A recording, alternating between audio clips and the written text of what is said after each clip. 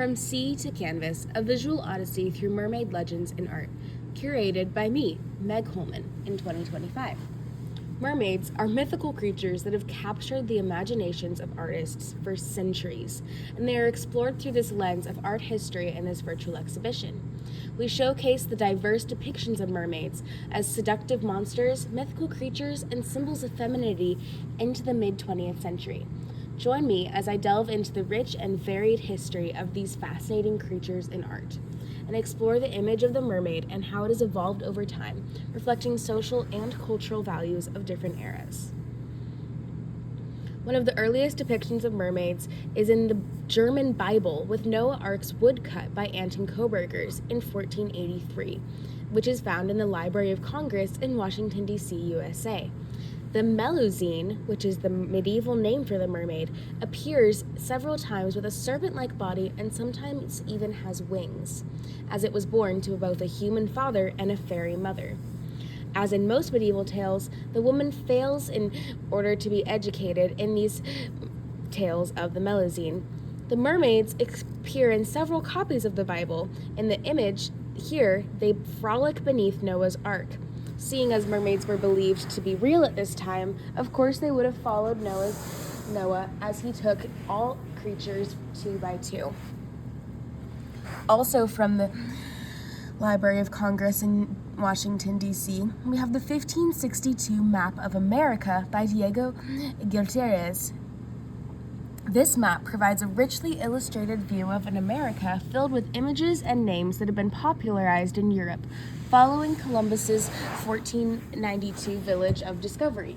Images of parrots, monkeys, mermaids, fearsome sea creatures, cannibals, and giants, and even a volcano in Mexico complement the numerous settlements, rivers, mountains. If we look at details, we can see depicted mermaids and mermaid-like creatures in different parts of the waters. These were used as warnings because they were believed to dwell in these specific areas of the world. Probably my favorite painting in this exhibition is The Sea Maidens by Evelyn de Morgan, circa 1885-86. This is an oil on canvas and has a group of 5 mermaids linked to the story of the Little Mermaid, depicted as the 5 sisters of the Little Mermaid. The Little Mermaid, if you don't know the story, falls in love with a shipwrecked prince and thus desperately wants to be human. Helped by a witch, she changes her tail into legs and loses her power of speech. The prince falls in love with someone else, and the Little Mermaid wishes to return to the sea. This painting displays Evelyn's mastery of the frothy peaks of waves and ripples that cover the visible, beautiful, scaled fish tails of the mermaids barely peeking through. However, you can see their cold eyes and inexpressive faces, which alludes to the mermaid's lack of a mortal soul. The model for all 5 sisters was Evelyn's handmaid, Jane Hales. The sisters have fair skin and are holding hands in solidarity for their sister, as you see their tails ripple beneath the ocean's surface. De Morgan never painted any of her subjects, quote, in danger, trapped, or waiting to be rescued. Rather, the mermaids needed to have ownership of themselves, not falling into the archetypes of passivity, close quote. We also have The Fisherman and the Siren from 1856 by Frederick Leighton. The work shown is inspired by a poem by Goethe, which tells the story of a mermaid who rises from the waters to complain to a fisherman that he's killing her children, the fish, by death in his nets. The mermaid's beauty lures the fisherman into the water and into oblivion. If you'll notice, the crucifix shape of the fisherman's body and the nude mermaid wrapped around his legs. The mermaid represents the seductive and destructive power of women, luring the handsome, secular Christian man down to his death. Christians and the church itself used mermaids a lot as symbolism, and their view was that mermaids represented lustful creatures, vain sexual predators, and the worst of all women. Mermaids were full of sinfulness, calling them prostitutes and whores. As you see their flowing hair, naked breasts, and refusal to answer to the rule of men over all, these maidens were strictly against the church, and they popped up in symbolism everywhere. In 1899, Gustav Klimt, the famous artist of The Kissed and Danae, made this beautiful painting of mermaids. These mermaids do not quite look like their typical mermaid, though. The sheath-like nature of the female's figure's hair and surprisingly phallic outline of their bodies are strikingly familiar. Furthermore, the coloring of the toxicity of the green has been broadly comparable. The rather menacing, predatory nature of these mermaids, with their strongly emphasized eyes, brows, and mouths, suggests that they are sirens or femme fatales. The mermaids hold form of symbolism, using death-like imagery to show a darker feeling behind the painting rather than a light, mystical look. As the hair flows throughout the piece, it shows the painting manipulating our traditional idea of what mermaids look like. This piece received a lot of criticism as it frightened viewers, questioning the message behind the cold and gloomy painting. The shades of green in the background accentuate this toxic message behind the deformed mermaids. John Williams Waterhouse was an Impressionist artist, and he established himself as the godfather of mermaid paintings at the turn of the 20th century. This, probably my favorite of all of his paintings, and the most famous, is A Mermaid, and is inspired by The Mermaid, a poem by Alfred Lord Tennyson in 1830.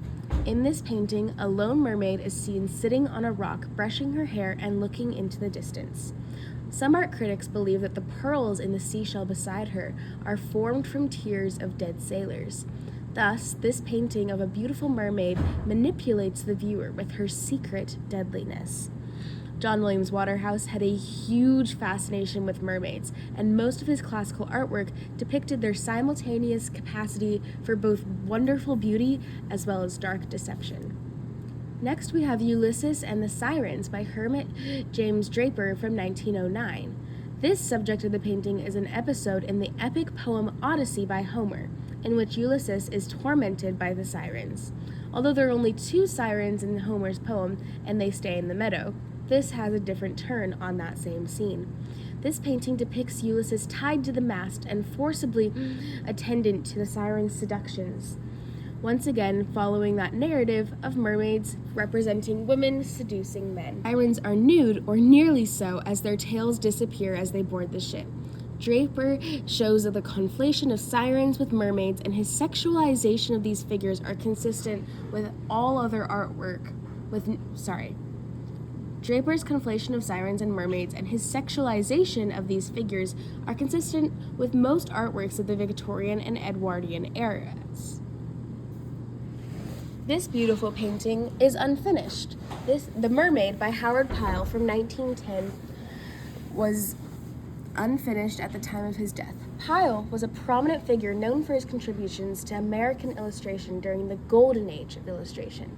The Mermaid is probably his most famous and most mysterious work, as the painting was unfinished when he left the United States to travel to Europe, and he never returned as he died the year later. There are 2 versions here, because I'm honestly not really sure which one is the true version, as they both come from sites of reputable museums. I believe the left one is the most accurate version, and the right one is a depiction of what it would look like if it had been finished. The mystery of this piece lies in the relationship between the mermaid and the sailor. Why are they embracing? Is it an affectionate goodbye after she saved him? Or is she trying to place him on the rock? Or is she trying to drown him? This piece leaves a lot of mystery, not just in its creation, but in its composition as well. Going into the Surrealist era, in 1934, René Magritte made this painting, Collective Invention. René Magritte shows us a mermaid abandoning her oceanic environment, but in a surreal twist, it's a reversed mermaid. Instead of a fish tail and a human top, it is a fish head with a human body. Magritte has this sadness to the image, as the mermaid cannot live in neither air nor water. Magritte reveals the strangeness hidden behind the most familiar things, mermaids that we've known for years, flipped on its head to have this sadness and this empathy instead of this sexualized nature. René removed the beauty and used opposites. This fish is stranded, removing all elegance of the mermaid. It's literally a fish out of water. when you look at this painting by Paul Devoe, you really don't see any mermaids at all. However, the women sit quietly, eerily, with dresses that are so long they drape below their feet. If you look in the back corner, there are dozens of mermaids trying to escape to the sea. Based on a dream of the artist, these mermaids are actually the women sitting there, who in the dream rid themselves of their long gowns to reveal their tails. It's been suggested that this is a, quote, erotic image, with the secret revealing itself on the other side of the wall, where women reveal themselves. That said, the women are free, and that's all the mermaids want. This narrative is women escaping the patriarchal sense of sexualization that mermaids have so long been shown for.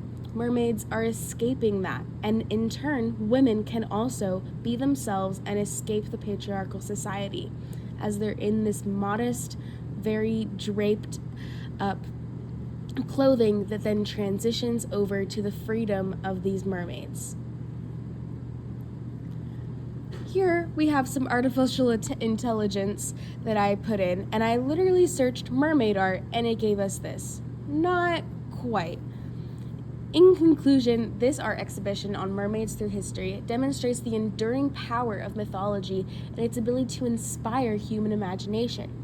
From ancient legends to modern reinterpretations, mermaids consistently are depicted as an alluring and mysterious creature that straddle the line between human and sea.